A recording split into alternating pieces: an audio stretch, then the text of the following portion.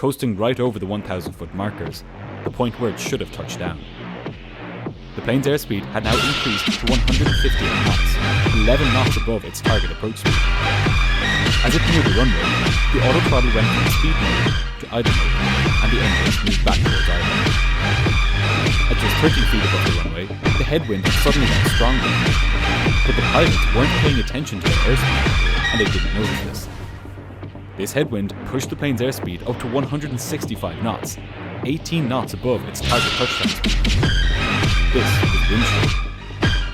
But because the aircraft was below 50 feet, the wind shear warning didn't sound. With the aircraft now barely descending, the pilots were under the mistaken impression that they were encountering thermals, hot pockets of air rising up from the runway. The plane was now barely 10 feet above the runway, with the main wheels gliding along, just waiting to make contact with the ground. Every second that the plane stayed flying, it ate up precious runway that it could be using to land and stop. The runway behind it was getting longer and longer, and the runway ahead of it shorter and shorter.